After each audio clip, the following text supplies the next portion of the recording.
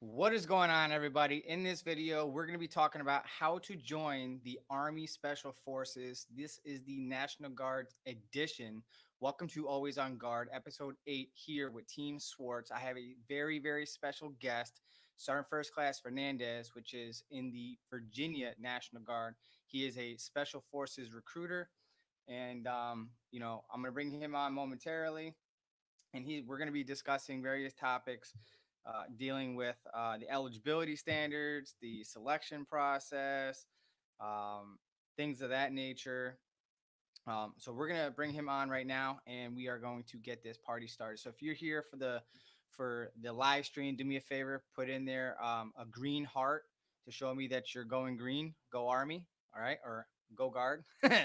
And then with that being said, if you're here for the rebroadcast, put a hashtag replay down below. All right. So those of you who don't know who I am, I'm Sergeant First Class Swartz, your local New York Army National Guard full-time recruiter and part-time drill sergeant located here in New York City. I post a ton of videos about Army basic training, the recruiting process, and other Army-related videos. So if that's what you're into, consider subscribing to this channel and hitting that bell icon and turning on all notifications so you don't miss anything. Go ahead at this time, if you haven't already done so, go ahead and like this video. I'm going to go ahead and bring on Sergeant Fernandez, and we are good to go. What's going on, buddy? Hey, how's it going? How's it going? Good. Welcome to my channel. And Hey, appreciate it. Thanks for having so me. I don't know if you heard, but I was introducing you. Yeah. So it's West Virginia. Oh, West Virginia. Yeah, a little further to west. Yeah, wrong My state. bad. Your fault. Yeah, it's all good. It's all good. But we're here. I guess we're talking about SF. Your guys is how you guys can go SF in the National Guard. I guess you're gonna ask me a bunch of questions. Well, hopefully we have a whole bunch of questions people viewing today, so we can get it set it straight. 100%. So let's kick this live stream off with the eligibility standards. If someone were uh, looking to join the Army National Guard or SF, right? What are some of the basic requirements that one would have to be concerned about? So straight off, if you're coming straight off the street, it's 18 to what 35 or 17 to 35. We try not to send guys younger than probably 20, just for maturity reasons. We want to give you guys the best shot at becoming special forces. So we make that judgment call. If we think you need a little help mature, we'll push you a different route for the time being. Um, you know, you can't. Medical standard is the same. You have past physical at Meps. Straight off the street, there's not a whole lot as long as you are eligible to enlist into the National Guard. And the only other thing is a 110 GT score. So you have to have that general technical skill to go special forces. Okay.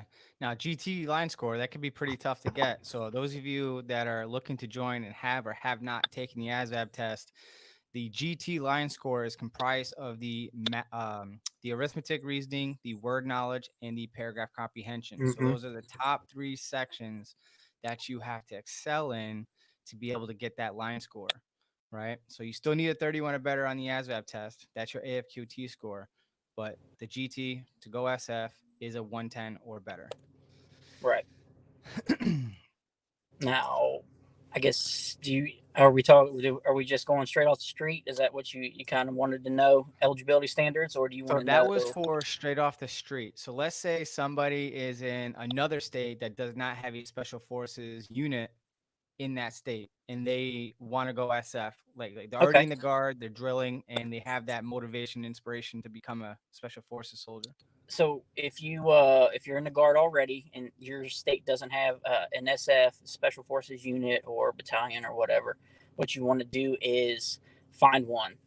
If you go to the guard website, there's an SF tab. You can go see what state has special forces. There's 20th group. There's 19th and 20th group. So whatever's closest to you, click on it. You should be able to reach out to those guys. If there's not a point of contact, you can reach out to me. My info will be on the screen at some point, and we'll find you a recruiter. And then what happens then is you come to Special Forces Readiness Evaluation. It's an SFRE. Depending on the state, most states hold them probably once a quarter, so you're getting 4 a year. You come in, you'll do PT tests, you do rope climb, 5-mile run, probably 6 to 12-mile ruck march, a swim, possibly a swim, and you have to meet standards. So 5-mile run, if you can't do it in 40 minutes, start training. PT test, they would prefer you at 100% each event, because we're still giving you guys PT tests. We haven't technically switched over to AECFT yet. So 2-mile run, push ups, sit ups. We want you 100% each event. If I think the minimum, like the passing, is 80. So if you're at 80% each event, and you do well in the others, they'll pick you up. And basically what happens there is as long as you meet the standards, you have your GT score that you need, and you hit all the physical standards, they will bring you on to what we call training team. The training team, you drill just like you do in a regular unit. You come in, except they normally do 3 to 4 day drills. So there'd be some months where you don't have drill, and we'll bring you guys in, prep you on things you're going to need to know in selection, land nav, knots, contraptions, how to pack a ruck, proper foot care, all that stuff, right? Stressing the heck out of you guys. Almost said a curse word. Apologize. And then once you're ready for selection, they feel you're good to go. They get you a training seat. They send you to selection. If you make it through selection, you come back. If you haven't been to airborne school yet, they'll send you to airborne while they're working on getting you a slot for the Q course. And then you go to the Q course. They'll let you, depending on the state. I know with West Virginia, as long as we're not super overstrength in whatever 18 series MOS you want to be, we'll let you do it. And that's just because the process is a 2-year, it's 2.5 years long, right? So in 2.5 years, we may be heavy on medics now, but we may be light on them in 2.5 years. So we're gonna give you that first choice, and then if you fail it and you're allowed to go back, we'll send you. They'll probably give you something a little more like 18 Bravo or something like that, where you're a weapons sergeant, something a little easier, but you're still doing the cool guy stuff. Now, if they live in another state and they're not willing to move to your state, so you don't have to move. Okay. You can live in whatever state you want to live in. You just have to drive in for drill. Now, if you don't want to transfer to our state, some states allow you guys to drill with us but stay on your state's books until you either make it through selection or we're ready to send you through selection. And then obviously, because we would have to pay for the school, we would have to have you on our books to send you to those schools. So it's a tricky process, but we work it out all the time. And for you guys until it looks like it's going to become the fruit or fruition, then you're basically going to be assigned to your state until it looks like it's going to be legit, right? Right. And then you would do an IST to your state. Right. And that's all up to your unit and your state. So if they're going to allow you to drill with us instead of drill with them, then perfect. And it works out for both states, right? And then usually what we do is, depending on how you guys perform or do, we usually give you guys a max of a year on the training team. So if you haven't hit whatever you need to hit in a year to go to selection, we'll send you back to your state, or we'll find you another, if you want to stay in our state, we'll find you something within support, our SF support company, or we'll, find you a home somewhere else. And then that year depends on, that's a healthy year. So if say you get injured or something like that, that could go a little longer. So it just depends. Okay. Could you walk us through the selection process once they make it to selection? Like, just an overview. So selection is, you have what? You come in, you do, all your packing and stuff like that. You've got PT test. which they do. Then there's land nav, 5 mile run, or your 5 mile run. Your ruck, 12 mile ruck is 35 pounds, and then land nav. So a lot of people fail land nav. I don't know why people fail. They even if they train, they fail land nav down at Fort Bragg. So just land that, and it's all on hitting those points, because those points are 7-8 clicks away from each other. I mean, they're far, so there's some humping to do, and you have 3 hours or something like that, depending on I think it's 3 to make it do your 4 points, and that's with a ruck that weighs probably 50, 60, 70 pounds, depending on what you've got packed in it, and you're running. I mean, you're running through the woods, and then there's injuries that occur. I mean, we've had some injuries. I mean, that's part of the game. Yep. But as long as you make it through all that, and then first off, you have hell. They kind of like almost like air. If you guys ever been to air assault school, it's kind of like where they break you off. They try to weed out the weak. So you have your PT test, and they smoke the dog crap out of you. Make you climb all the ropes, do all the rolls and the fitness or the PT test and stuff like that. And then if you make it through all that, all the way to the very end, you get selected or you don't. So you have team week. Team week is where you're, I don't know if you guys have ever, usually have some documentaries on like Discovery Channel or something, but where you have to build a contraption and get, this big ass sandbag and all this, or sorry, excuse my language, all this stuff from point A to point B with your team, with your rucks, and you've got to create a contraption to get it there without tiring yourselves out. And you want to, I mean, and there's usually a leader. They always assign somebody to be in charge, right? So, and you always want to put in your work, because you get peered out, so you're on a team, and everybody gets a vote. So if everyone votes you off the island, you're off the island. They're gonna let you go. They're gonna send you home. Mm-hmm. So make sure you're there. You communicate, and you're not being the all-star and trying to do everything yourself and not communicating. Make sure you're there working as a team. Okay. Now, what would you say is the biggest contributing factor for one to fail out of SF process? Number one, fitness. So if your fitness level isn't where it needs to be, you're definitely going to fail. Number two is mental. It is mental strength. So if you're not mentally strong, if you're not mentally capable of handling the stress that comes with that, because it's 3 weeks of just them breaking you down, and they're not yelling at you, but they're physically breaking you down. They're not giving you the feedback that you think, that usually when you're doing something wrong or you're doing something right, you're getting feedback. They're not giving you feedback. They're just sitting there with their little notepad, and they're just evaluating you. So, and then number three, you got to be a team player. I mean, you got to have those leadership skills, but you also have to learn how to follow and play nice with others. Because if you don't, they're out the door you go. Non-select, 2-year non-select, it means you have to wait 2 years to go back to selection. Sometimes they'll give you a do not return, depending on what the situation is. The reasoning behind it, right? You can never go back. Yeah. Like if you have an integrity violation or value-based violation, or maybe you got into a fist fight with somebody or something. Probably, yeah. Well, yeah. Well, depending.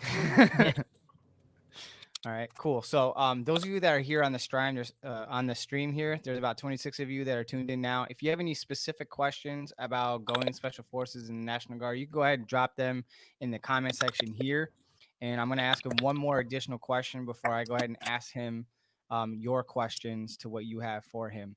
And then from there, I'm going to release him and open it up to any general questions and answers session that I normally do during my weekly live, so he can go about his business because he's very busy.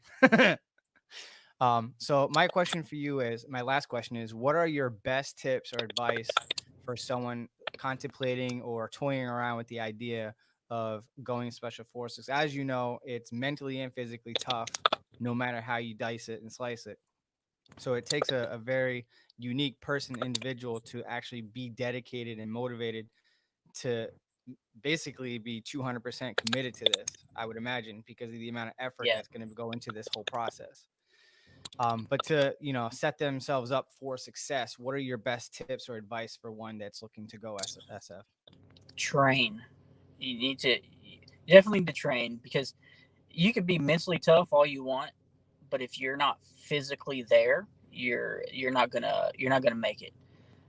So you need to make sure you're out there doing. I mean, these guys that train, they're on the training team. They're doing 2 workouts a day. They're doing weight training, in the mornings, or running in the mornings, or rucking in the mornings, and then weight training in the evenings, and stretching, and you have to be self motivated. So you have to do your own research. There's books out there that you can read. There's training programs out there that you can do if you don't know where to start. And if you want them, I have a few of them on my desktop. I can email you.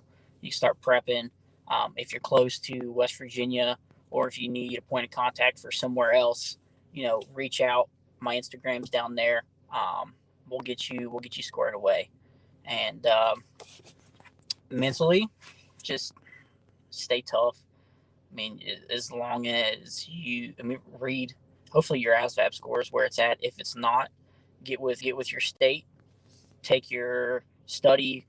You can. I think they have like the AQFT, something like, or it's like the GT test or something like that you can take. You get your GT score up, um, and just come to a screening tryout. But All right. physically, run, ruck, weight train, because that's a lot of it. Study land nav. I mean, there's a whole bunch of stuff that you need to learn. Yeah, you pretty much got to be a subject matter expert and physically off A the charts stud. for about everything. Yeah. Okay. Yeah. And then once you make it through selection, it's still hard, but it's not as physically hard. It's more mental. I mean, there's still a lot of physical stuff, obviously, in the Q course, uh, but I mean, you be mentally ready, because you're going to be learning so much stuff so fast. So if one met like the basic eligibility standards and wanted to go to a tryout to see if they had what it took, that would be a really good gut check to find out if It this would. is something that It would. And what we it will do humble is them pretty quick. I'm pretty sure. yeah. So we usually run them. They're 2 days long. Sometimes they'll cut them to one day, depending on what they've got going on, and they'll throw all that stuff in there all at once. So you have PT test, rope climb, pull ups, uh, 5 mile run, ruck, swim if they can get the pool. Um, they'll throw it all in one day. I've seen it to where they've done a PT test, rope climb, pull ups, 5 mile run, and a 12-mile ruck, all in one day. Like, and Jesus, that's yeah, that's 12 miles these is guys. hard I mean, enough. it's and these guys were. I mean, and these guys killed it too. I mean, they come in. I mean, and it's because they've trained for it. Some of them, they didn't hit the numbers, but they didn't quit. And those are the guys. Those are the guys that we always tell them, hey, listen, you didn't hit the numbers, but we want you to come back. Come back improved. You have a starting point. You know where you're at. You know what you need to do, and usually, because everyone's there getting, their stuff smoked together. They'll become buddies. They'll get numbers, and these guys that are in better shape will, give them, tips and tricks, and email them and talk to them and help them get to where they need to be. Um, which is great. So as long as you come in and you give us 100%, we'll give you a shot. Okay, Or excellent. we won't kill your dream right away. I've only seen that happen one time. Yeah. How long you been recruiting as a special forces recruiter? 2015, September 2015. So what? Almost 5 years. So I remember you telling me that your time is running up soon. You're moving on to bigger and better things. Crush fingers. Hope so. Crush fingers. Yeah.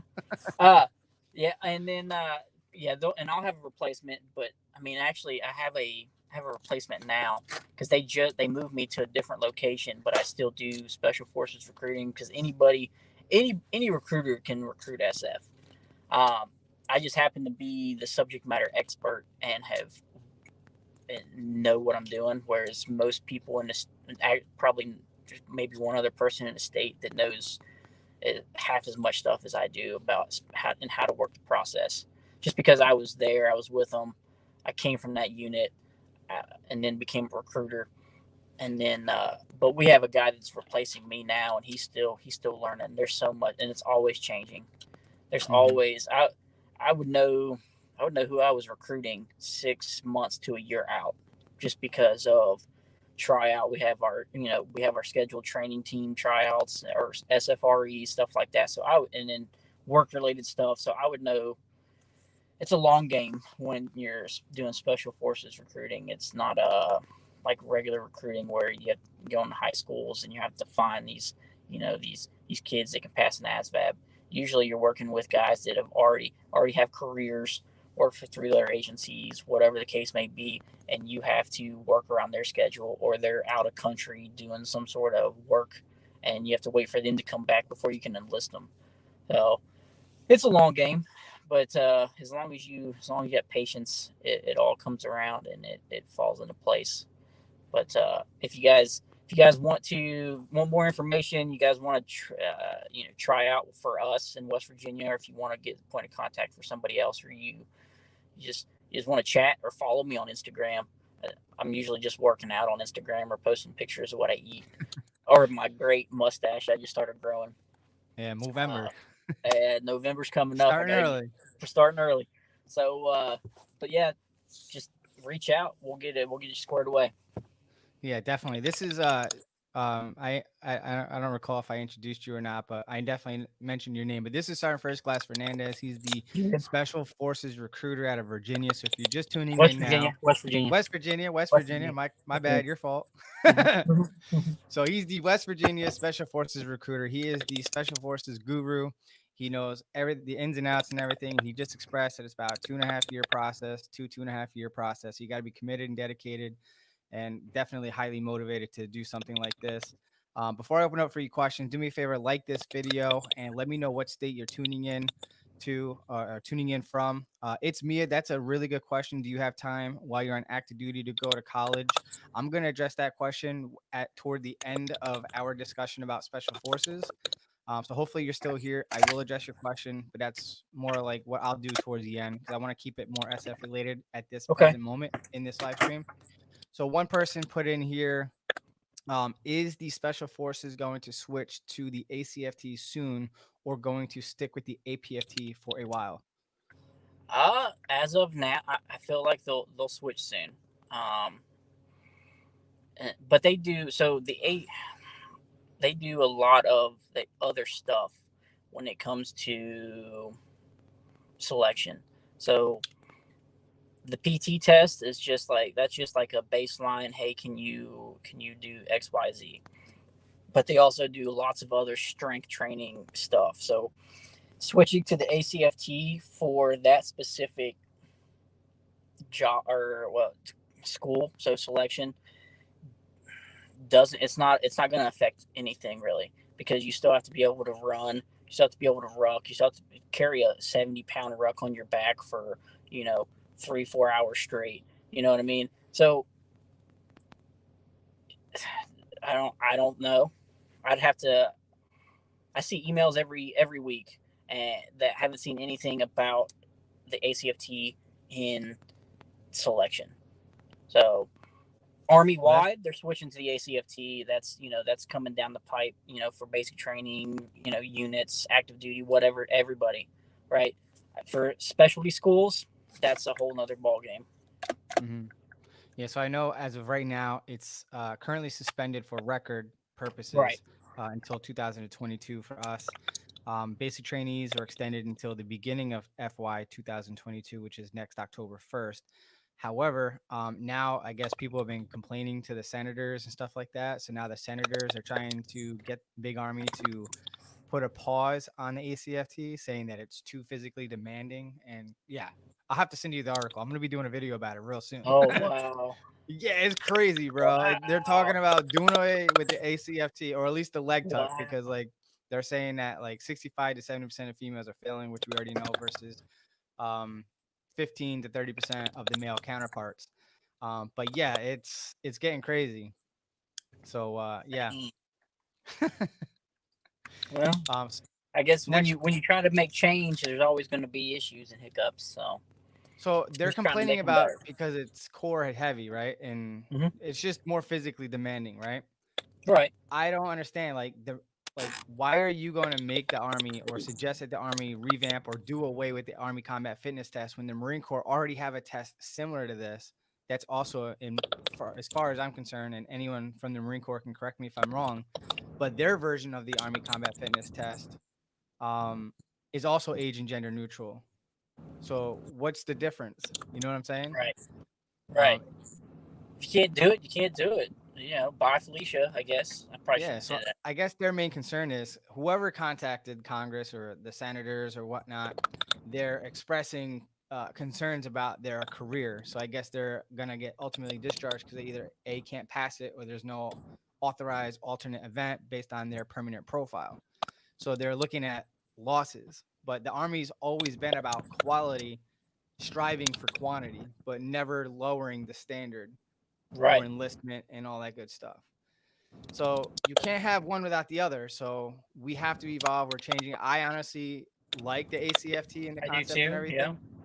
It's way better at measuring someone's physical fitness level, and it's Oh yeah, more 100%. practical than sit-ups, push-ups, and running. Like, Yeah. I mean, you can get off the couch as long as you're generally fit and pass an APFT, but Oh I yeah. guess the issue is not everyone's going to have access to the proper equipment to train properly for the ACFT.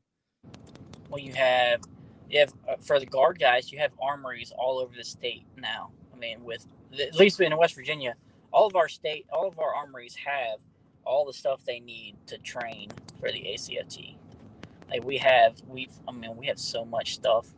Like it's ridiculous. You walk into one of these drill halls and there's deadlift bars, there's balls, there's ropes, there's pull up bars, there's everything you need to practice your I like your ACFT. state because our state's not that high speed. Really? Oh yeah, Really? at least not in the New York City area that I'm aware of. Oh, really? Really? I think the only thing we probably don't have in every armory is because you're supposed to do, I think, aren't you supposed to do like the sprint drag carry on like turf or something like that? Or is it No, just on grass? they're if they have, I think they updated it already. I didn't deep dive in it yet because I'm gonna be doing an Mm-hmm. update on the ACFT, talking about the changes and whatnot. But Mm-hmm. I guess they have different standards if it's on grass, gravel, or turf, right? Okay. I guess that may adjust some of the time hacks depending on the friction of the Got you. environment that you're conducting it on. Because it does, in my opinion, based on my experience at the Drill Sergeant Academy, the grass was much smoother and easier than on the gravel or the sand at most training locations. But yeah, it was a little bit easier on the grass, so I could see why they're adjusting it a little bit. Okay. Well, still, if you want to come to West Virginia, I know you like it in New York, but we're always looking for guys. We actually just had our spot open for our social media NCO. That's all you do. So come on So, down. what's the BAH like over It's not, there? it's not nearly as much as what you're making up there, but this cost of living is way lower here. So Yeah, I bet. Oh, geez. All right. So the next question is: are prior service civilians yes, allowed to attend an SFRE? yes, Okay. 100%. So all you have to do is get in contact with the SF recruiter or whatever state, however they work it. If it's West Virginia, you reach out to me. We'll get you on the list. What I normally like to do is go ahead and as long as you tell me hey you're already physically fit, I'll go ahead and send you a packet. We'll get the ball rolling that way. Once you get picked up Mm-hmm. onto the train team, we will we can enlist you like the next day or the next week or whatever. And if there's any issues that we have to work through, we can work through them beforehand, and then and that's usually how we roll. But yes, long story short, come to a screening. Prior service guys that are already out, Awesome. and that's Marines, that's Army, Air Force, Navy. Now, if you're Air Force or Navy, you're going to have to go through. What sucks is you're going to have to go through basic training again. So you don't even have to come to one of those unless you want to, because if you're Air Force or Navy, we can send you through the pipeline. So we'll send you straight through 18 X-ray pipeline. Is how we normally do it. Other states may be different. Don't quote me on that for other states, but in West Virginia, we'll send you, if you're Air Force or Navy, because we have to send you to basic training anyway, we'll just send you straight through. We'll send you basic training, OSIT, airborne school, pre-selection, selection, and if you don't make it, you come back to us and we'll either reclass you into a support role, or, depending on what your return date is, we might keep you on the training team and, retrain, send you back to selection. Mm-hmm. Okay. Next question is, would pursuing Cav Scouts or infantry help physically and mentally prepare you for special forces? Sure, 100%. Both, but infantry over Cav Scout, just because you get all the extra, the extra door kicking, small unit tactics type stuff training that you're going to get with infantry. So yes, 100%. Okay. Next question, is it a benefit knowing a second language in SF? You have to know a second language in SF. We send you to language school. So if you already know a second language, depending on what language that is, you could potentially just test out, and you would even have to go all the way through the 6-month-long language school. So you're saying that every SF member has to go through a language course? Every 18 series individual has to have at least one other language. Spanish? For us, no. For other company or for other battalions, yes. So okay. We're in 19th group. For us, we have, I think most of our guys are learning French, Russian, Tagalog. So never heard of that last one, but Russian, I think, is probably it's like it's an Asian dialect. Okay. So those are the three that I see come across for all of our guys. Okay. And you can have as many languages as you want. You can test out on 3 or 4. So language pay depends on how fluent you are in each language, and you can max out at $1,200 a month. And that's not. But that's only when you're on active duty, though. Not on your weekend. No. Just for those who are tuning in, wondering, they can get $1,200 for 2 days a month. No, so 1,200. So that's we actually. So language is not prorated. So if you're in the guard and you drill 2 days a month, and you're topped out at $1,200. So I mean, it depends on the language. So to get $1,200, you're gonna have to know a couple languages, right? But even if you only know one and you're only making an extra $300-400, that's an extra $300 or $400 a month in the guard a month while you're just M-Day. What? Yeah. On top of their base pay? On top of their base pay. Airborne pay is so jump pay is prorated. It's $5. It's like comes out to like $5 a day. Language pay is not. So language pay is full pay. It's that full pay. So Must be nice. So learn a couple languages. Rosetta Stone, no plug. It's not sponsored or anything. I'm just saying Rosetta Stone. It works. Yeah. That's what they say. I was supposed to learn Spanish. So the next question is, I have bad eyesight. Could I still be able to join? I don't know if that meant like military in general or SF. As long as it's correctable to 20/20. Okay. Fair enough. You're good. As long as you can put some glasses on and fix it. If you right. get if you get LASIK or PRK or whatever it is, you have to be so many months post op Yeah, to even enlist anyway. yeah, 12 That's in months. general. Yeah, Yeah, yeah. Under normal circumstances. yeah. So we got someone tuning in from Portland, Oregon, Bronx, New York, Michigan, Georgia. Good luck in training. He leaves in November 2nd. And then somebody put, I assume not much detail can be given as far as the Q course goes, but at what stage do SF cadre see candidates fail the most and why? Good question. At what stage do SF cadre see candidate? So is that pertaining to the Q course? I'm Yes, guessing. specifically the Q course. It more.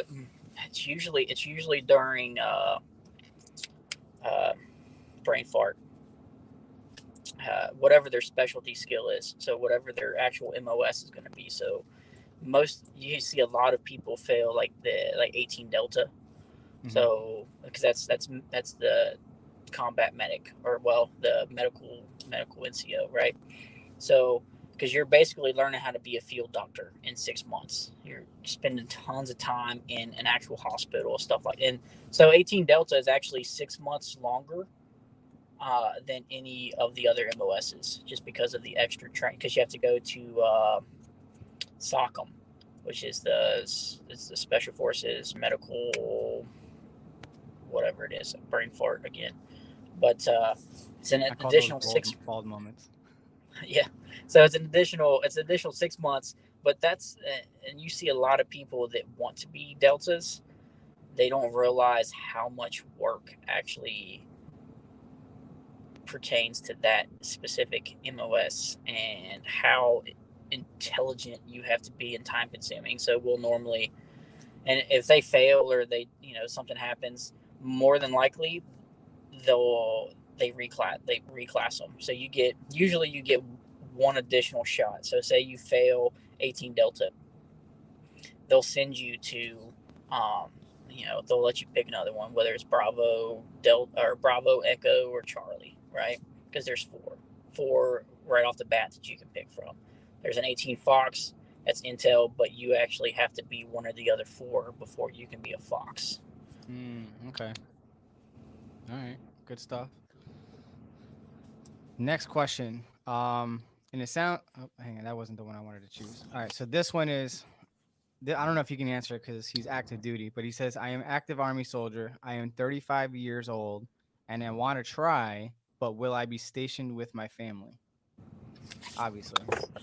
Yeah. So if you're active duty, I don't know how active duty works when it comes to sending guys to selection, but if you're deciding you want to get out uh, and go into the guard into a part-time capacity and try out and come, we'll send you to selection. You'll be at home until you make it back from selection. When you start to go to the Q course, because you'll PCS down, your family can either stay where they're at in their home wherever you live, or they can PCS with you to brag for the year and a half, 2 years that you're going to be there training. 100%. And the Army's always going to supply your family with a place to stay, or at least housing Right. allowance to substitute for Mm-hmm. that.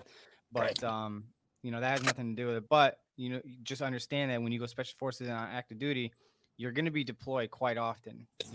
So just be ready for that. So it's a lot of training, a lot of hard work, a lot of sweat and tears to get to that point.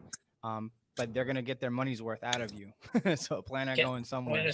We spend like $500,000 or so training you guys. So it's a lot of money that we spend in or put into you.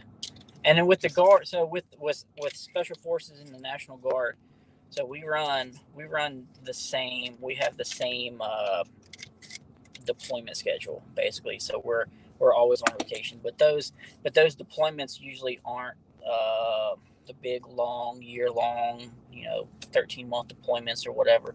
They're the short 3 to 6 month J sets where we'll send we have guys that we've had in Korea. We had some guys in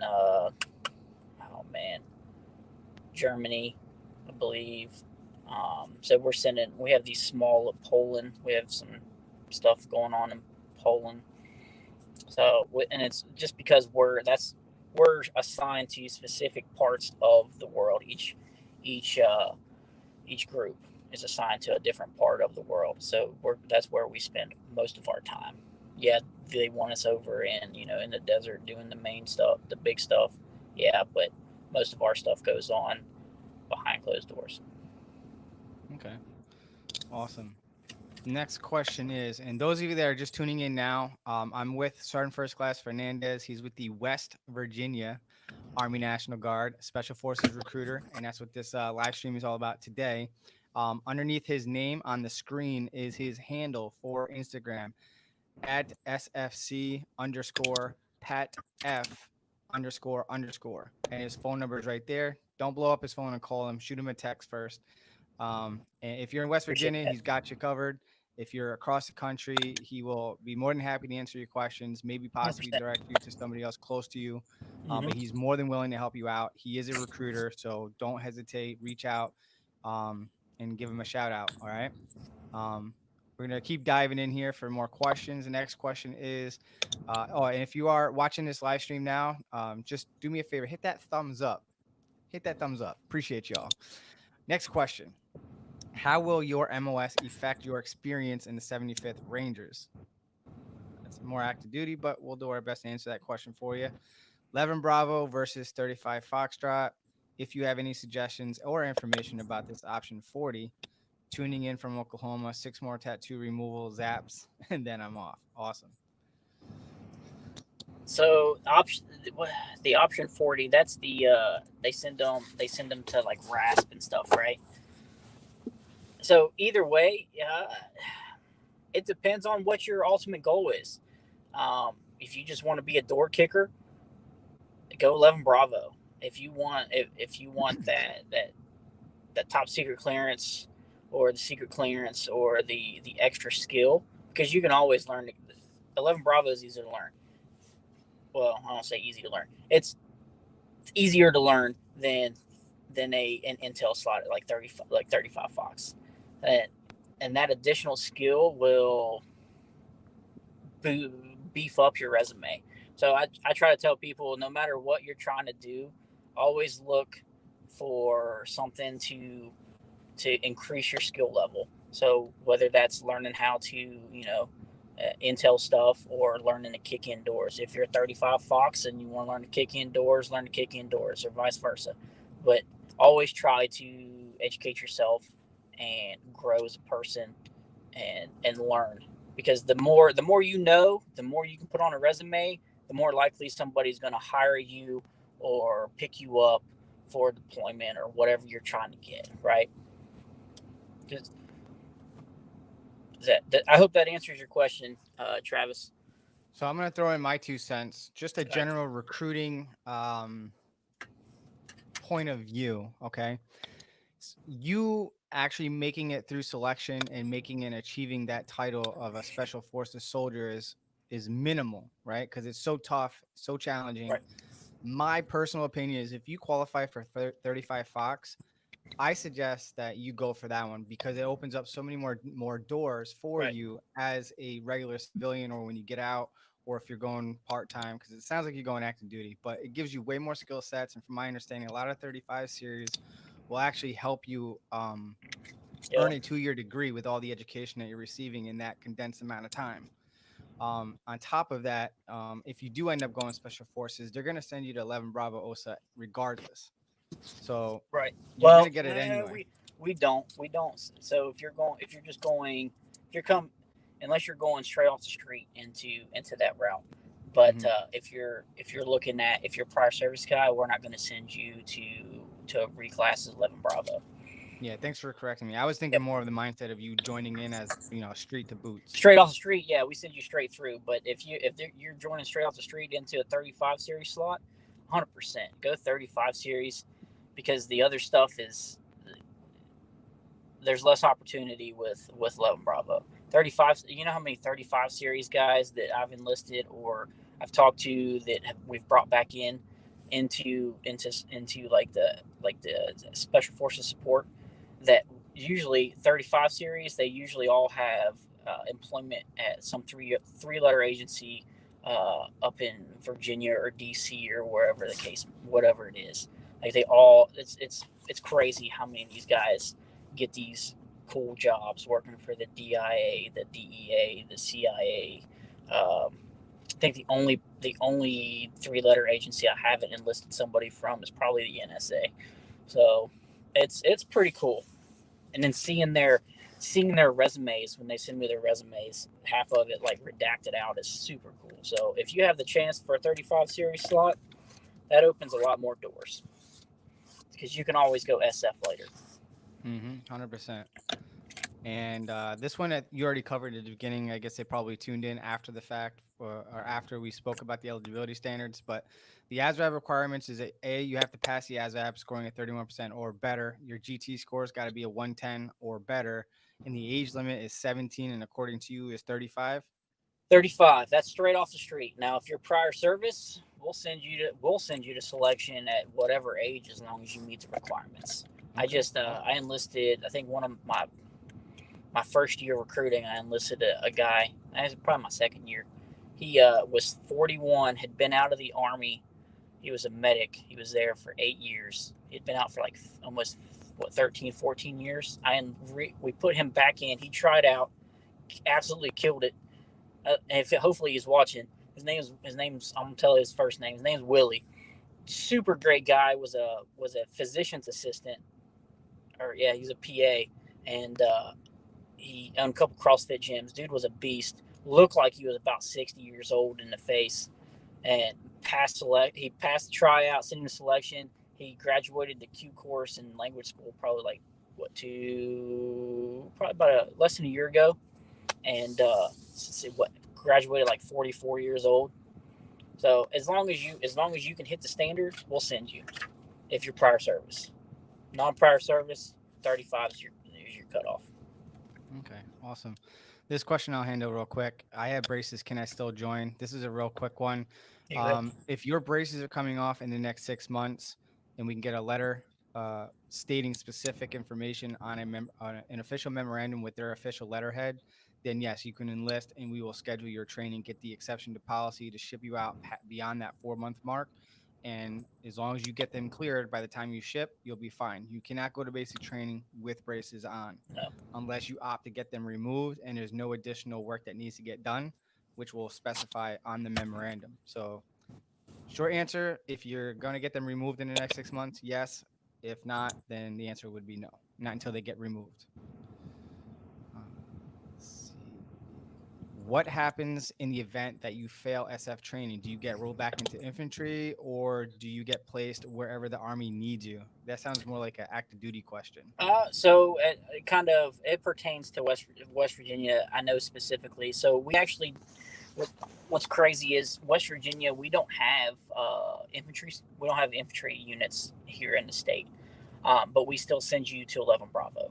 So say you straight off the street, infantry school or OSIT airborne, you fail selection, we bring you back, and as long as you're not a turd, I guess that's the best term I could use, as long as you didn't do something stupid, or we feel like you'd still be a good fit, we'll find you a slot within our SF support battalion with 2nd and 19th, reclass you and send you to a reclass school, and then you have 2 MOSs. And then if you want to try out again, if you want to, try your hand at it again, you can always attend an SFRE, and we'll send you right back to selection. Okay. So it works, and we do our best to give you something that you want, as opposed to something that we need. So if we have cook slots available, we'll offer you. But if you want to be, like 25 series or something, like a combo guy, if we can afford to put you there, we will. We're not just gonna make you, a cook or or a fueler or whatever, if that's not what you want to do. Now, if you want to do that, you want to be a culinary, guru, we'll put you right in there. We always need good cooks. You could be an airborne high-speed cook kicking indoors, because we always cross-train all of our guys down at support company. Yeah. So the next question is, how often can an 18 series be on orders in the Guard? If they want to do more, what can they do? That depends. Depends on it's by state. Um, there's always ADOS opportunities. I mean, you're walking around with a Green Beret, so there's if you need to be put on orders or you want to do something extra, you can volunteer. They'll find you a spot somewhere more than likely. It's usually pretty easy. I mean, and that goes for everybody in the state of West Virginia. We can normally find you like a tech job if you're hard up, or you need ADOS or something like that. There's usually opportunities somewhere that we can find depending on the time of year. Okay. Awesome. And the next question is, my last ACFT score was 594, almost maxed it out. I am really interested. I sent the question about the active Army soldier. I'm not sure if that was him that we were talking about. Yeah, it was him. He's a 35-year-old active duty guy. All right. So yeah, that's a really, really good score. Yeah, 100%. Very damn good. Now, if I you got want to come out, 534. I don't know how long you've been active duty, but I don't. If you don't have any options coming off of active duty into the Guard, that'd be something I would talk about with my with my family before you get off active duty to come try out, because it's a big change. It's a big pay drop if you don't have something set up for afterwards. So just think about your future before you come over. But we'll be more than 100%. happy to give you a shot. Okay. Next question. Is learning a second language for SF comparable to a first year or second year of high school or college level course? And how proficient does one have to be in the new language? You have to be able to understand the language, obviously, when someone's speaking it to you, and read and write. It's not that you don't have to be perfect at it, but you have to be able to recognize, read, and write, and speak. So there's different levels. There's what 1-1, 1+, 2+, stuff like that. So probably it's a little harder than second year high school, Spanish class. Probably more like fourth year advanced Spanish class or something like that. Gotcha. All right. Sounds pretty intense. This next one, it looks like the person's seeking clarification on something that he was told by his recruiter. I was told by a former 18 X-ray that you end up with other 18 X-rays at basic, but my recruiter said no, I won't be with other 18 X-rays. Which is it? Both. So you'll have some there that are there be 18 X-ray, and it just depends on when you go, who's in your basic training, like when the other 18 X-rays are there. So I've had guys go that are with probably 10, 20 other 18 X-rays, right? And then other guys that go and there's only a couple, but they're all grouped in together for infantry, because you're all going, it's usually infantry school right off the bat. Mm-hmm. So they're all there together. So yeah, awesome. It's possible. Okay. So this person says, if already signed as a 68 whiskey contract for the Texas National Guard, is it too late to change? Ship to basic in April 2021. You want to handle it? You want me to handle it?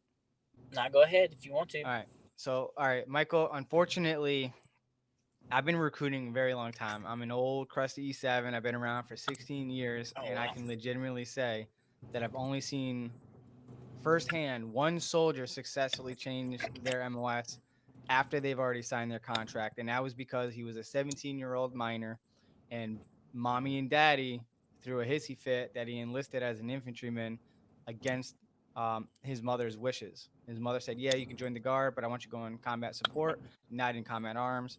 He failed to mention that to us, and it was never brought up when we sat down with the parents. I guess that was a discussion between the two of them that was never expressed to us. But long story short, because of that, that was why he was able to change his MOS to something else.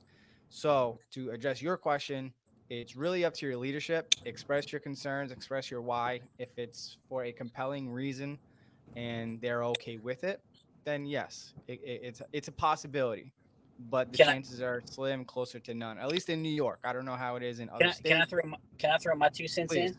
Please. So Texas has SF, the 20th group's there, right? So once you're 68 whiskey, you go do your training. When you come back, get with one of these. Hopefully, if you got a bonus or something like that, there could be some issues. But if you want to go special forces, when you come back, get with your recruiter, have him find out where the next SFRE is, get in contact with the special forces recruiter there in Texas. There's actually in Texas, there's a couple of them, and get on a tryout, get scheduled for one of the SFREs, go and then do your thing, and then you have 2 MOSs. You have a leg up on the game. 100%. And SF is always looking for medics for the most part. Yep. So yeah.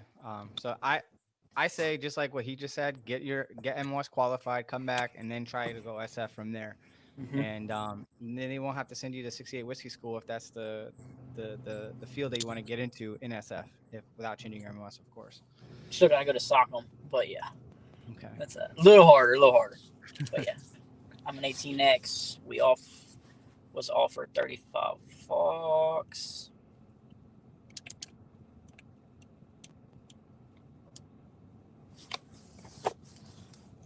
On it, or so is if you're an 18X and you're going 11 Bravo and you were offered 35 series, you're already. I mean, if you're already locked in for 11 Bravo, you're probably going 11 Bravo. It depends on how active duty works that.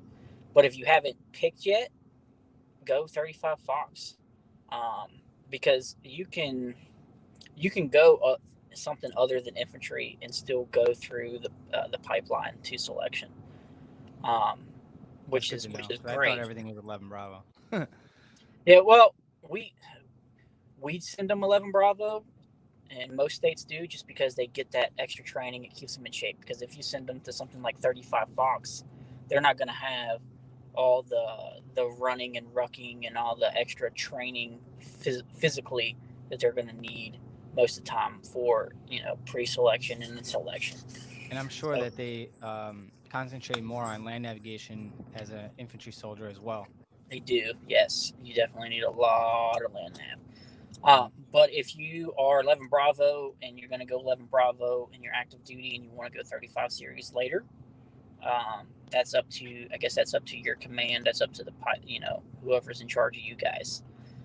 But there's always opportunity. And then if you want to get out of active duty and come to the Guard and go 35 series, depending on where you're at, I'm sure they can make that happen.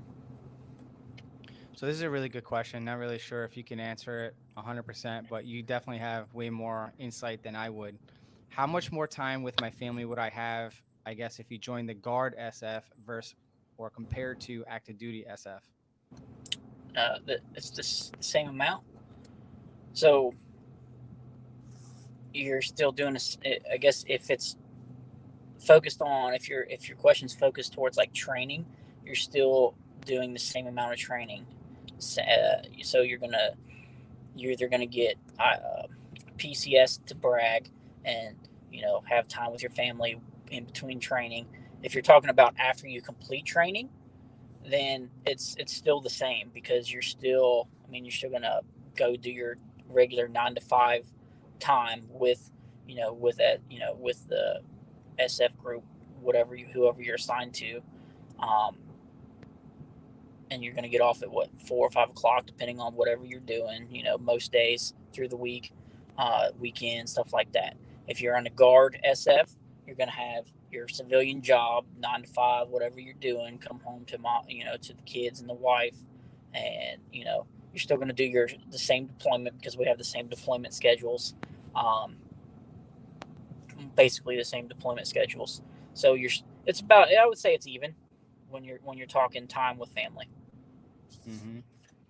Now, I had already asked this question. You already answered it, but they probably tuned in right after that. Okay. But Jorge here says, if you speak Spanish, would that count as a second language for SF? It does. It depends on where you're, what group you're going to be attached to. But they're probably going to make you do it. They might make you do another language, but you can test out in Spanish as well and make more money. Awesome. Next one is going in as a 36 Bravo finance, but I seen a post on the 75th, maybe On the 75th Facebook page. Googling about it. This MOS is it true that they will offer this MOS to go 75th? I do not know. That would Hmm, honestly, that would be something you would have to reach out to an active duty recruiter about if you're 100%. looking at this at the 75th, because here I don't think we have 36 Bravo. I don't think we have a finance MOS here in West Virginia at all. We're so Um, far over strength. I know it's in New York City. It's crazy. We're really? like at 300% almost. So when Wow. IPSA kicked in, Oh man. Yeah. So to answer your question, and we don't know. You'd have to yeah, talk that's to more of a an active definitely duty an active recruiter. duty recruiter for sure. 100%. I don't know if this is meant for 30 for special forces or not, but what's your thoughts on 35 Lima? I'm not even sure what that is. Linguist maybe? I don't know. Do it. It's 35 series. If that's something you want to do, 100%, I would do it. If they're giving you that MOS, take it. Okay. All right, so there are no more additional questions pertaining to SF. I actually wrote down a list of questions or statements that were asked in there that have nothing to do with SF. And we're actually right on time because I didn't want to take more than an hour out of your time. Okay. So those of you who are still here, I'm going to continue on conducting a Q&A session for the next 15 to 30 minutes, depending on how many questions come in here. But do me a favor, go ahead and follow him on Instagram, SFC underscore Pat F 2 underscores. And his phone number is right there on the screen, 304-688-2908. I strongly suggest that you send him a text message first and allow him to call you back. Just let him know what state you reside in and that, whatever question you may have for him. Or you can Yep. slide in his DMs like Derek Jeter on Instagram and slide your question in that way. Okay. But Actually, again, almost he's enlisted David. We almost brought in David Goggins into the West Virginia Guard. I had already worked the whole process, and he moved. He decided he's moving. He moved out to California. Had already had it worked out to bring him out of retirement. We were going to have to get a waiver signed by the Secretary of the Army. Already figured out his medical issues, had it all set, ready to go, and then he decided to go out west, and then decided he ouch. wanted to go wanted to try his hand at being a paratrooper or something like that with the Air Force. Oh man, That would have been he so called dope. he called me on Valentine's Day. It was great. I'm like, this is the best Valentine's Day gift ever. And he goes, hey, with his gravelly voice, hey Pat, it's Dave Goggins. What's going on? And I'm like, I wouldn't have woo. believed him. I'd be like FaceTime me. Because we had talked a couple times before, but who calls somebody on Valentine's Day? But I was like, yeah, man. I was like, heck yeah, let's do it. If we can work it, I'll get you in. And I had it all worked out. If I just needed probably another month or so, we would have gotten what we needed to do to get done, and he would have been a West Virginia Guard member. Um, That would have been so dope, I man. That would have know, been fire. yeah, because it had to been a meritorious something or other to bring him back in, and because of how famous he is, he they would have allowed him to come back in because it would have been good for the guard, the Army 100%. Guard The for publicity exposure, purposes, all that kind of of stuff. Yeah, course. so they would have I forgot it his would have name, but we had happened. an NBA basketball player in the New York National Guard. He just went active duty not too long ago, last summer, I That's believe. awesome. Yeah, I forgot his That's, name. Tall white guy from the not the Nets, the Knicks. No, not the Knicks. Yeah, the Nets. But yeah. So if you guys have any questions about Army basic training, general questions about recruiting, so on and so forth, go ahead and drop those in the comments section.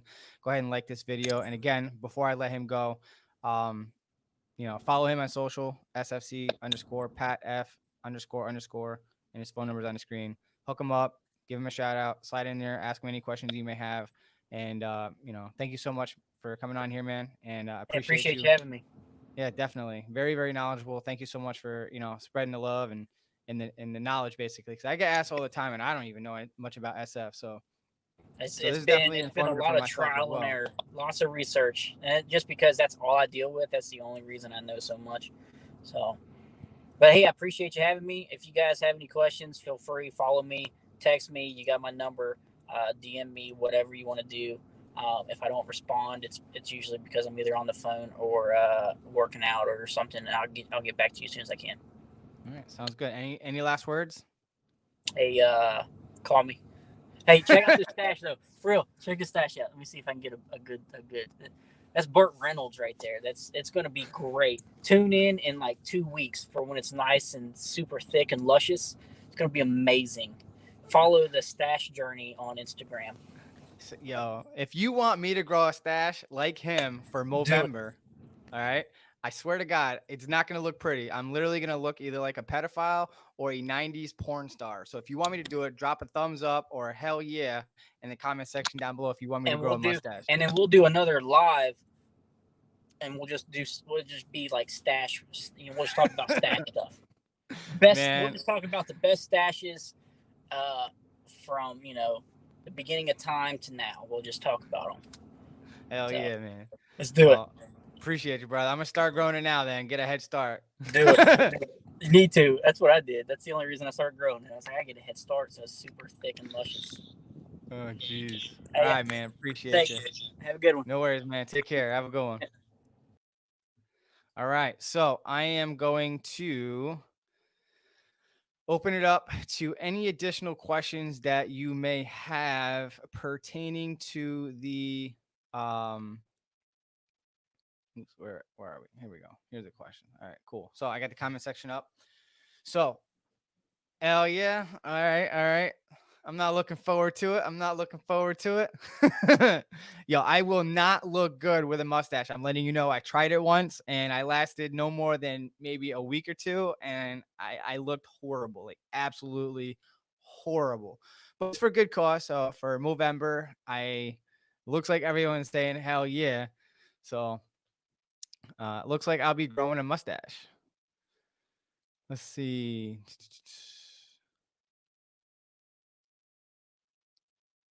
What time is it? 11:06. Oh, okay. So we didn't get to that question. All right. So here's a question: is it hard to make sergeant as a 36 Bravo or fairly easy? Also, I couldn't get jump school in my active duty contract because I am prior service. How can I apply for jump school, or is jump school not given to 36 Bravo? All right. So 36 Bravo is definitely competition is fierce. Okay. Getting to E4 specialist, no problems. You're probably already a specialist, seeing how you're prior service. But understand that competition is fierce. Okay. So you're going to struggle to get to sergeant. So you're going to have to make sure that you excel in everything that you have control in: your PT score, weapons qualification, military awards, military schools, civilian education, knockout online courses.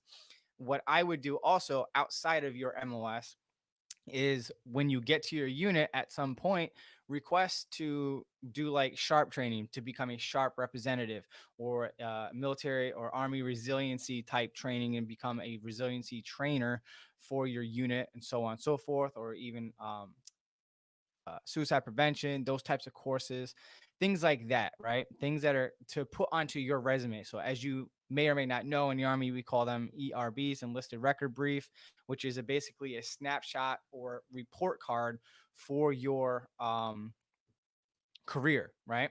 So, the more things you have on there is going to separate yourself from your competition.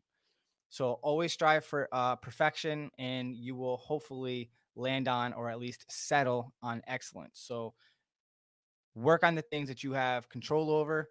The things that you don't have control, then to each its own. Okay. So hopefully that answers your question. Whew, that's a should I extend in Korea? I don't know. Do you like Korea? I'm not active duty. I've never been overseas. I've never been deployed. So I don't know what it's like to live in another country for an extended period of time.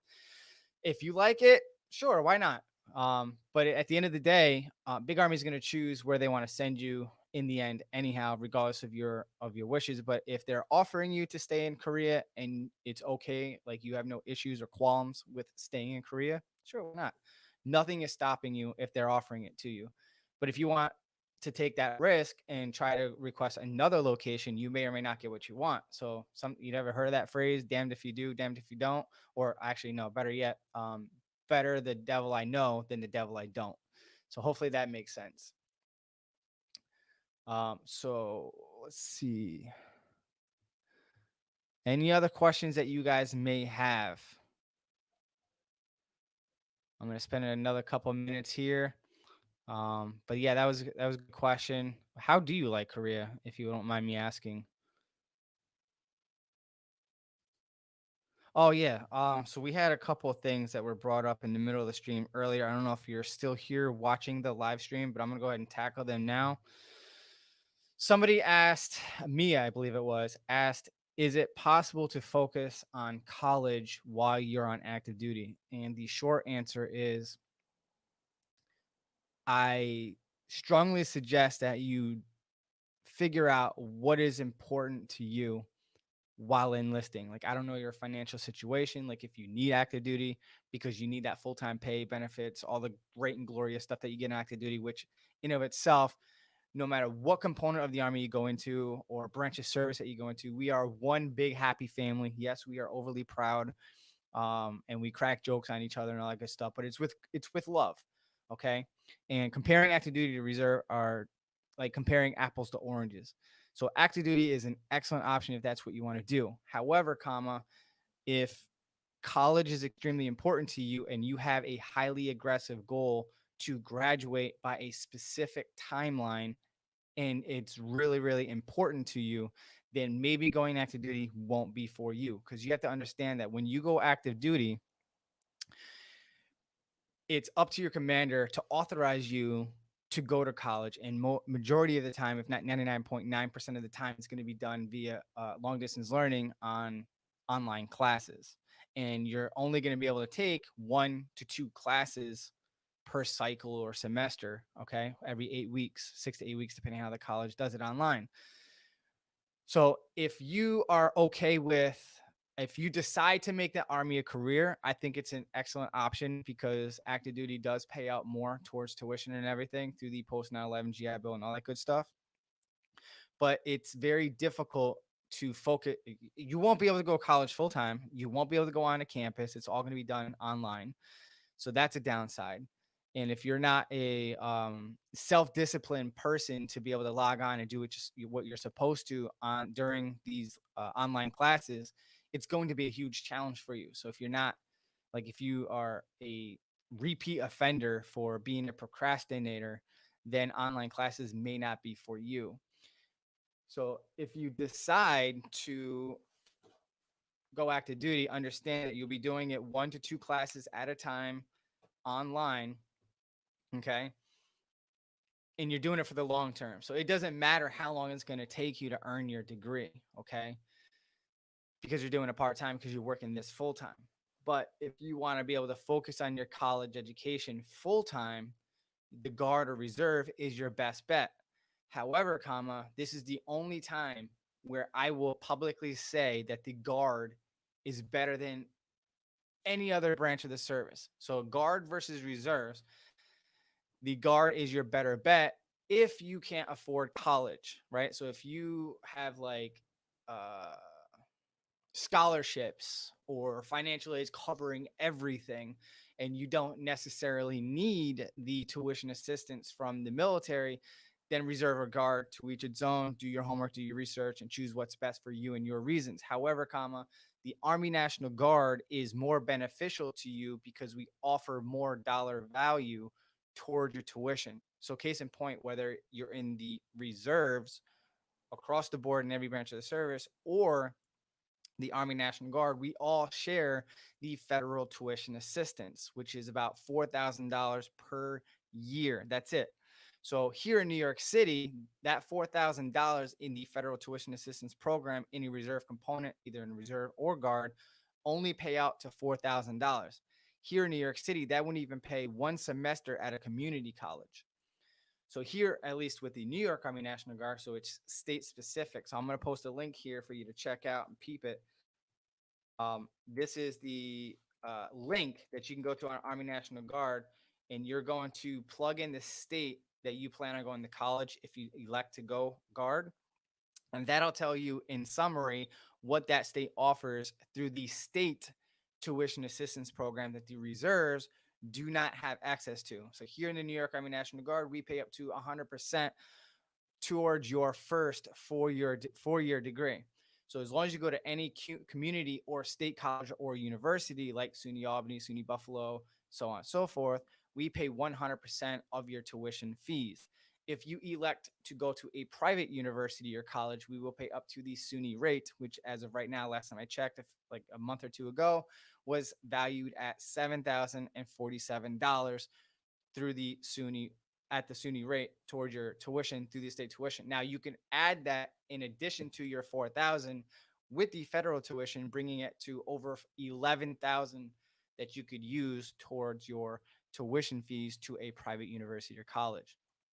My opinion is unless your degree plan is not offered at a public or state college or university, your best bet, in my opinion, is to get a degree through your community or state college or universities, because unless you're becoming a doctor, lawyer, or specifically certain engineering opportunities where pedigree or name brand is important, there's no reason for you to go to a private university or college, because it's not worth the 20, 40,000 plus per semester or year to go to a private university to land a job when you get out at $50,000 a year and spend the next 20 plus years of your life to pay off those student loans. So if you don't know, interests are insane, and the more and longer you defer them, the more you owe.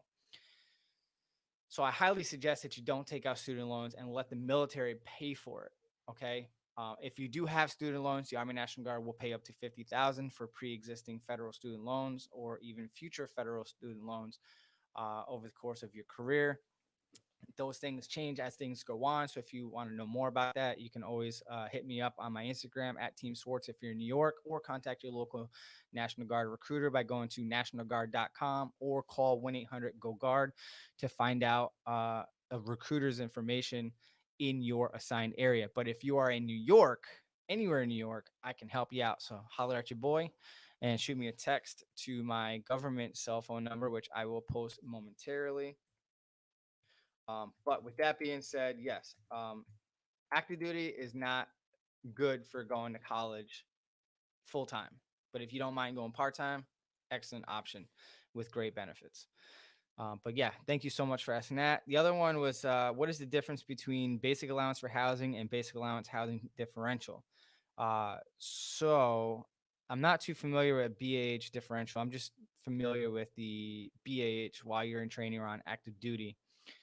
So anything beyond 20 or 22 weeks will require an exception to policy to get the full rate of basic allowance for housing, which they all get approved. You just need to do an exception to policy. So if you're on Army National Guard, your recruit sustainment program, or RSP-NCO for short, can submit that on your behalf to the commander to get that approval. But if your training is less than 20 weeks and you have a dependent, meaning you're married and or have a child or pay child support, so on and so forth, or if you have a legitimate lease or mortgage in your name, then you'll get the housing allowance for your zip code. And that calculator, so if you're going to shoot me a text, if you're in New York, this is my number where I want you to text me at. But the basic allowance for housing link to figure out what your housing allowance would be is here. Oops. Oh, that's not it. H. Yeah, it should be link. Oh.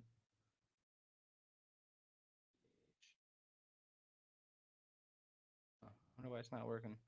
All right. So if you direct message me on Instagram, I will send you the link. I have it a quick text on my phone. Maybe I can hop on here on my phone because I know it's a quick link that I have here. Um, hmm. It's not on my phone either. Weird. Oh, BH calculator. There we go. There you go. That's the basic allowance for housing link right there that I just posted, or should have posted. All right. But let's get to the next question. Oops, not that one. So I'm going to do this for an hour and a half. So I got a little over, just under 11 minutes to speed through your additional questions that you have for me.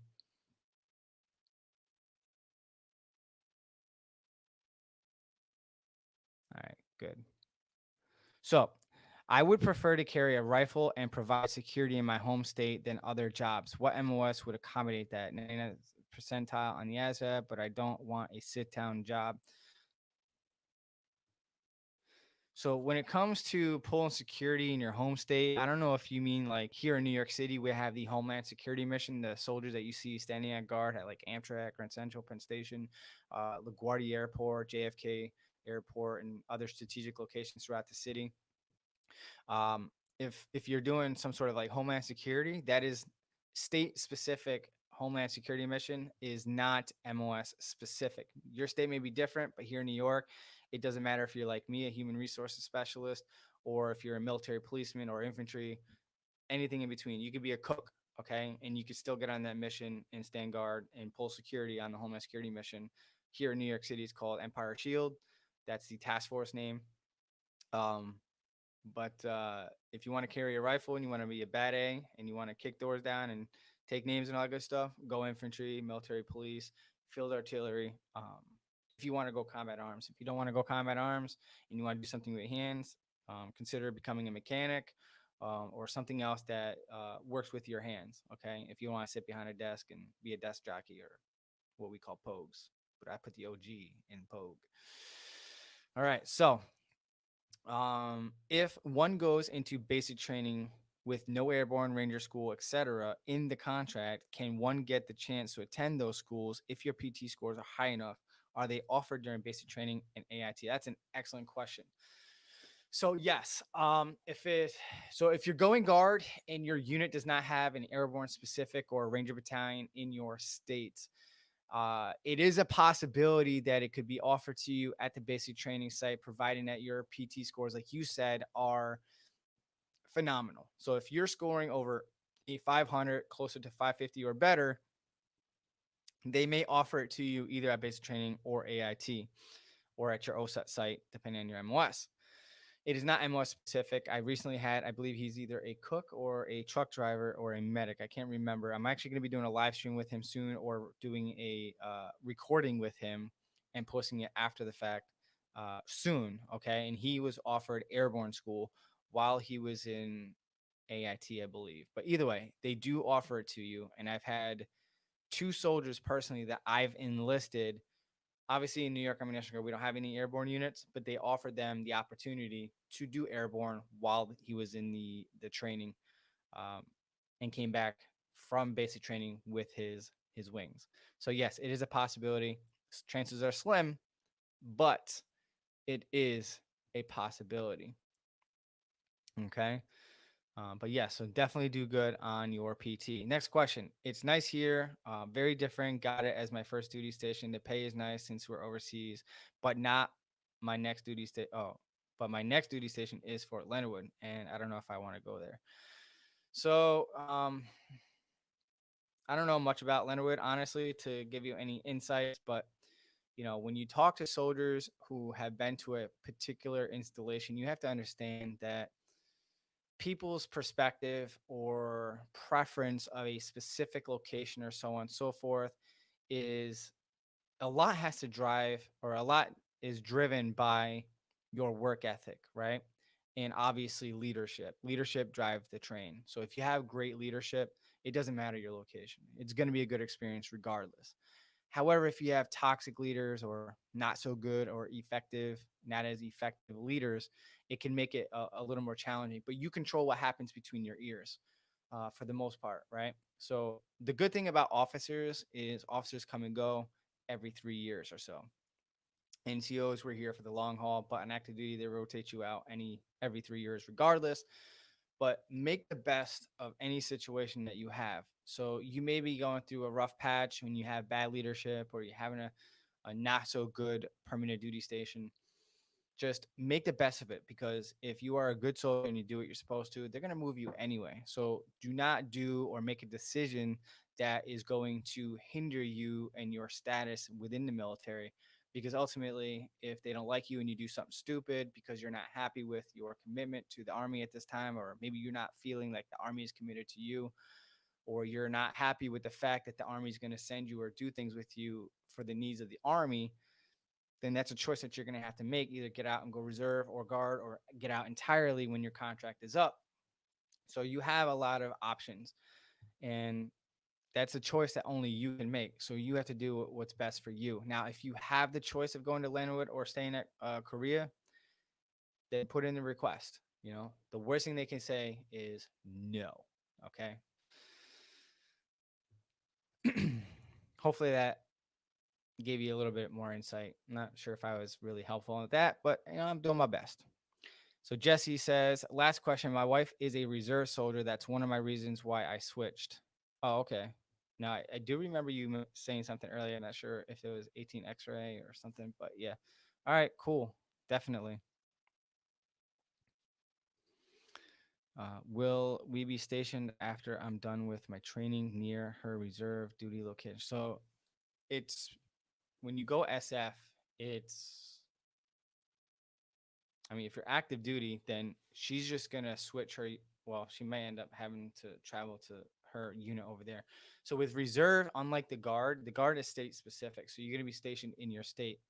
With Army Reserve, she may be obligated to travel to from wherever you're at or going to be at or what have you, and travel back and forth to her unit in whatever state that she's from, unless she does an interstate transfer or a unit transfer from her previous unit to the unit closest to her to your new permanent duty station as an 18 X-ray.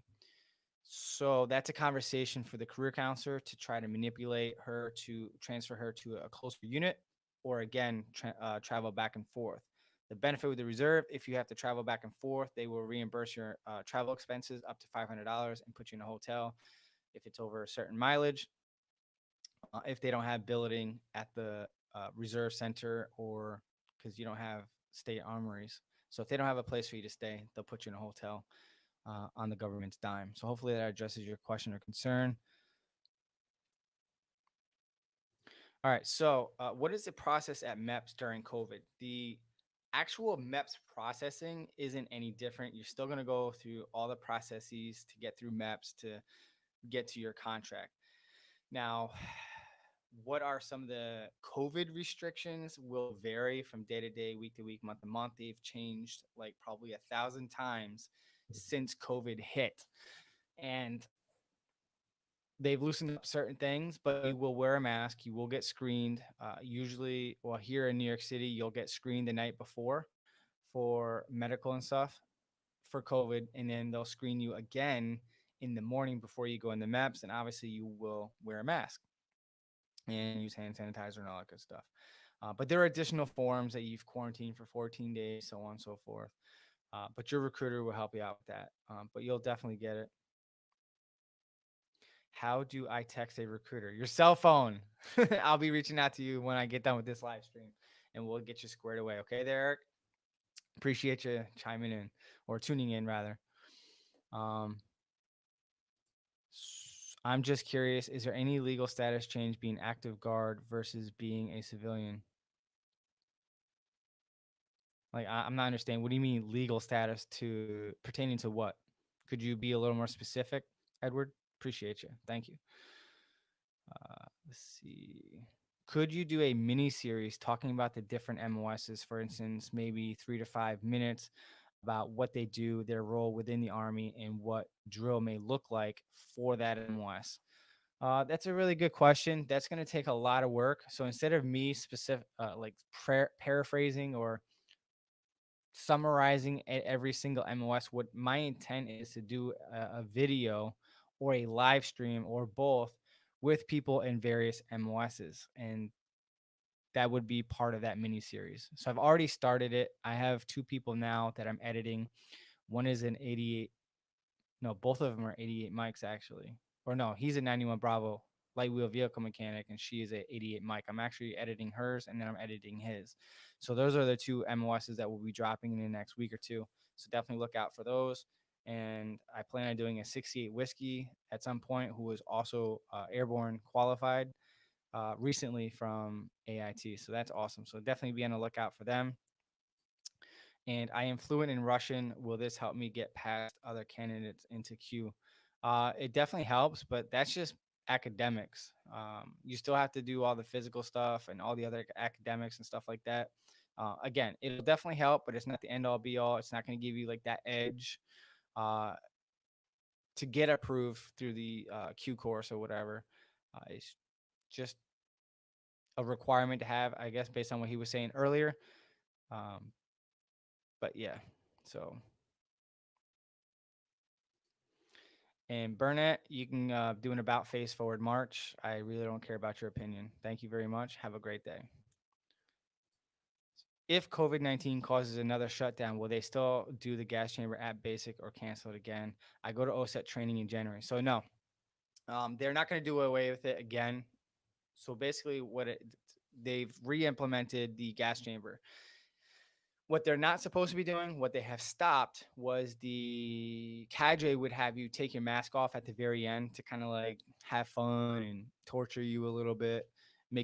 Take your mask off and recite the Soldier's Creed or whatever they want you to recite back before leaving, causing you to breathe in the CS gas. Just to more or less have fun and get that experience. What they're not supposed to be doing that anymore. What they are doing now, what I experienced at the Drill Sergeant Academy this summer back in June, was uh, the normal. What they do is when you walk into the gas chamber, they're going to have everyone up against a wall, shoulder to shoulder, and you do a series of physical activities to increase your heart rate and your breathing. And then towards the very end, they'll walk around the room, usually 2 to 3 of you at a time. You will break your seal by pulling the bottom portion of your gas mask, allowing the gas to go into your mask. Prior to that, you take a deep breath in, you pull out your mask. They look, make sure you broke your seal. They tell you to put it back on. You put it back on. You close up the the hole basically. Try to put it in civilian terms, and you clear your mask. So you blow out, you block the valve basically, and all the air that's inside your mask escapes around the seal of your mask. You plug in the canister where your filters are at, and you breathe in, and that causes you to seal your mask again. And then you breathe like normal, and you're done. And then you exit the gas chamber with your gas mask on. And then when you get out of the gas chamber, that's when you take your gas mask off, flap your arms, so when like the gas actually settles on your uniform and your skin and everything, you're shaking it off of you. That's why they have you look a little bit awkward when you leave the gas chamber, is to get the gas off of you. So good question. But yeah, it'll still be there. And this guy is 11 Bravo Infantry, and training is 22 weeks. Is the Army allowing my wife and our son to receive BAH? If so, uh, she can live near us at an apartment. All right. So there's two things I'm going to say.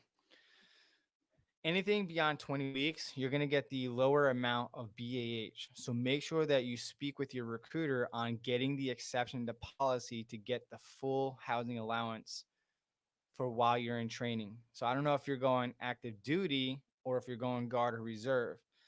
So yes, short answer is yes, you're going to get housing allowance. However, make sure that you get the ETP, the exception to policy, to get the full amount of your BAH, not the lower amount, because it's a significant difference in price or dollar amount. All right. Second thing is, uh, she under normal circumstances, if you're training, I forgot what the benchmark is. If your training is that amount of days or more, that your family can PCS or move to that location. I know due to COVID restrictions, they're not authorizing PCSs until you've completed all of your training, get to your actual permanent duty station, conduct your in processing, and then coordinate and schedule your PCS of your family. So if you're active duty, that's what's going to happen. If you're guard or reserve and you want to do all that stuff, not going to happen. So if you're guard or reserve, even active duty, make sure that you get that ETP so that you get that full dollar amount. All right. 12 Romeo here, civilian electrician as well, if you are looking for that. All right. Oh, yeah. Your name sounds familiar, Bill. Are you in the New York Army National Guard? Let me know.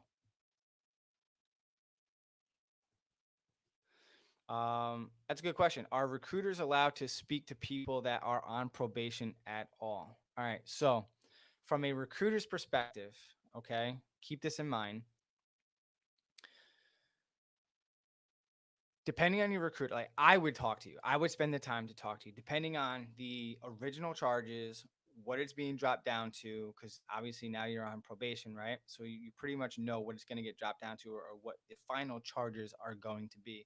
If it's something that is waivable, something that we can eventually work, me personally, I would entertain you and share with you who we are, what we do, get to know you a little bit better, and show you how we can help you reach your goals.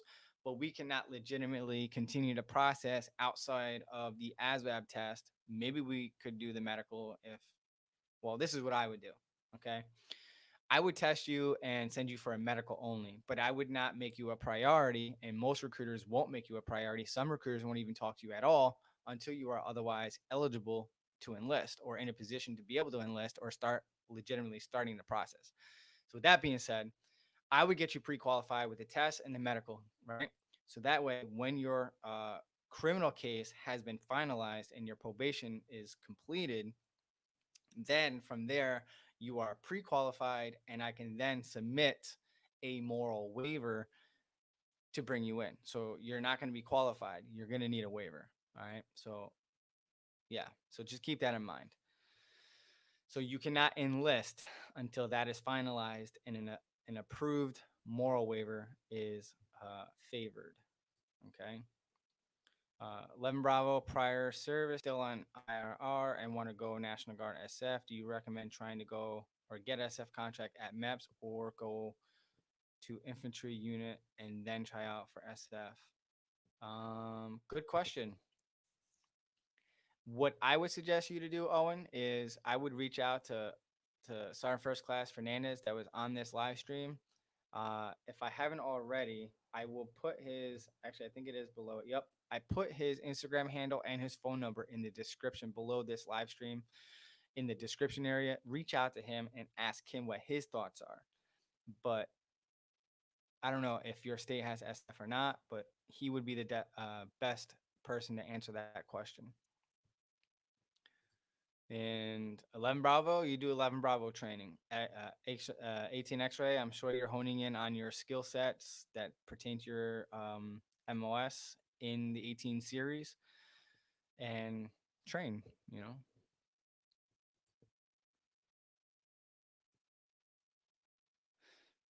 Oh, still waiting on my transfer from Puerto Rico to New York, but I found a unit nearby in New York. Outstanding. I think I remember talking to you because your name strikingly familiar.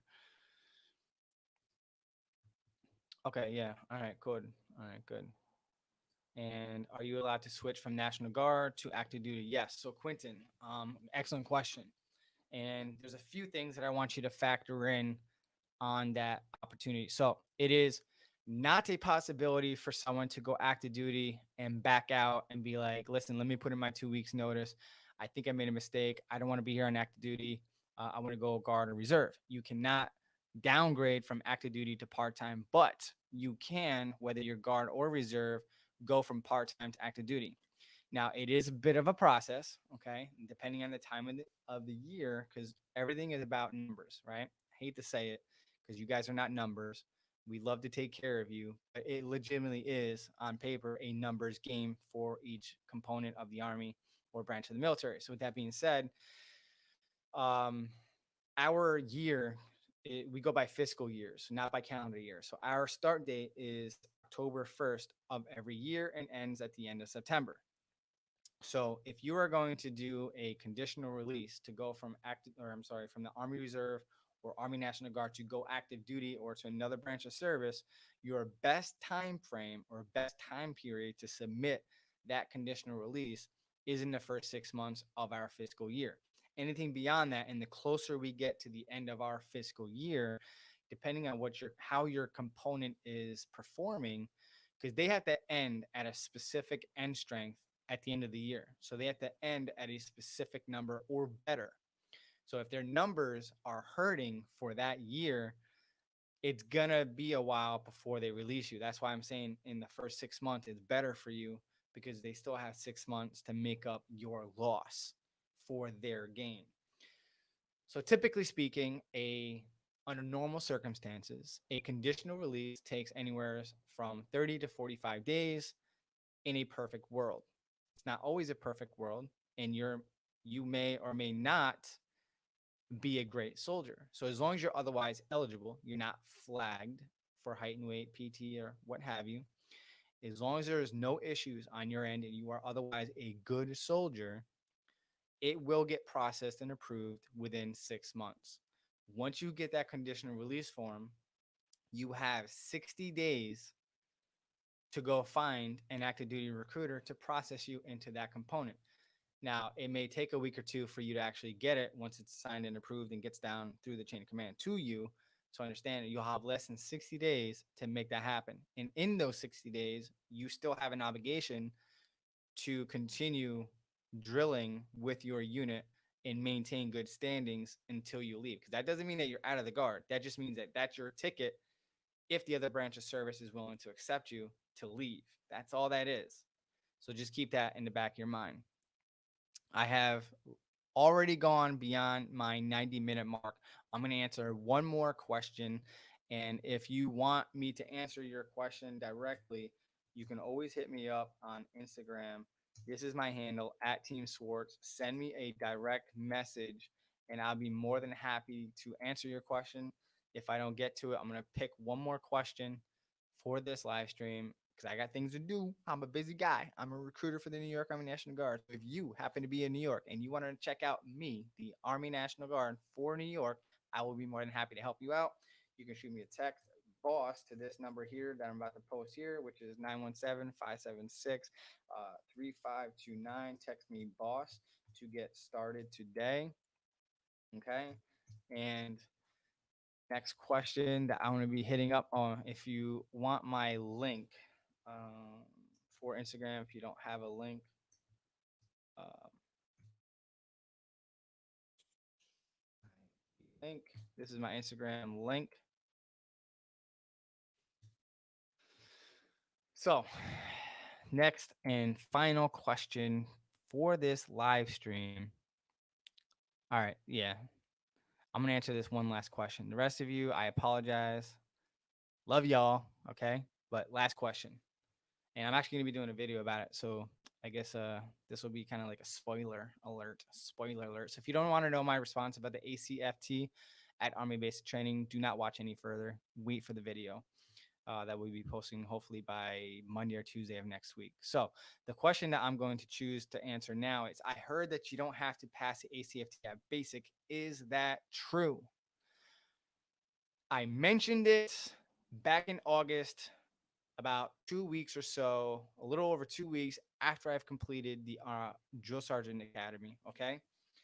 Back in June, I think it was around June 11th, they sent out a memorandum. And if you don't know what the yellow phase video is, I'm going to post the link here so you can check that out when we're done with the live stream. But in this video of the yellow phase, I specifically stated to you that the Army Combat Fitness Test Basic Training Requirement, or AIT or OSA, graduation requirement has been suspended until the end of this calendar year. The rest of the Army, no one was expected to pass it and have no penalty for failing it until 31 March of 2022. It wasn't until recently that the Army decided to extend it for basic trainees, OSA or AIT, until the start date of the next FY of FY22, which is October 1st of 2021, next year. So at the beginning of 2022, or FY 2022, which is next October, that is your deadline to be able to pass it. Okay. So like I said, I think it was August 5th is when I publicly stated it. I didn't make it a big thing. Nobody else really was talking about it. But once the Army Times started talking about it, that's when like Angry Cops went on a huge rant. He's late. Y'all late to the party. Look at it. August 5th, during my yellow phase video about the controlled monitoring at Army Basic Training, I announced that there are no more basic training requirement to pass the ACFT at basic training until further notice. However, you are expected to have a goal to pass at the minimum standards, regardless of your MOS rating. With that being said, my personal opinion is I think that is the wrong answer. If you are at basic training and you are conducting PRT, physical readiness training, or basically essentially working out every single day, why would we not obligate you to pass the Army Combat Fitness Test? So what this is basically going to do, and this goes for the entire Army in my opinion, is if you don't like doing physical fitness and you are lazy by nature, by not making it a requirement to pass, you're making and enabling those lazy soldiers to be more lazy. Does that make sense? Does that make sense? I do not agree with it. I hate it. It's a dumb idea. Army, we have a standard. Let's maintain that standard. Okay. I don't care if it's a training environment or not. We all should be able to pass it. I passed it. I passed it with a 534 at the Drill Sergeant Academy. 534. A Pogue. Me.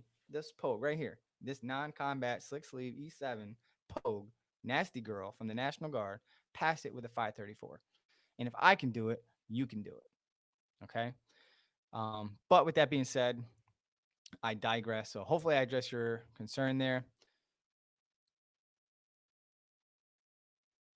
So I'm going to address this last one just because it's so quick. So this one here, about the pay of basic training AIT. When you're on active duty, whether it's a training environment or if you're legit on active duty, we get paid on the 1st and 15th of every single month.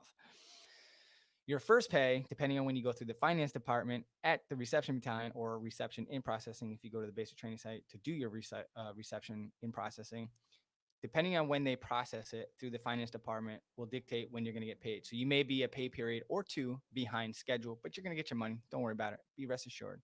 Make sure that you set up auto pay or what have you, allotments or whatnot. Get your finances straight prior to leaving so everything is set up automatic. Because in basic, you're not going to have access to your phone and all that good stuff. So that does it. If you made it this far into the video, do me a favor, put a hashtag Team Swartz down in the comment section. Show me that you are my ride or die, real MVP, Team Swartz squad member. And if you share this live stream on your Instagram or not your Instagram or your Instagram, but Facebook or something like that, put a hashtag squad share. Okay. And appreciate y'all tuning in. Love the questions. Again, if I did not get your question, direct message me on Instagram at Team Swartz. Okay. And I'd be more than happy to address your question or concern from there. Give me a few hours to respond to you. I got a lot of things going on today.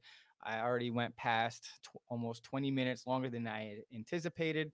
So again, I appreciate y'all. Thank you so much for tuning in. This concludes episode 8 of the live stream for this week. See you next Tuesday, probably around 3 p.m. ish, but I'll post it. So stay tuned. Turn on all notifications so you don't miss a thing. Starting first.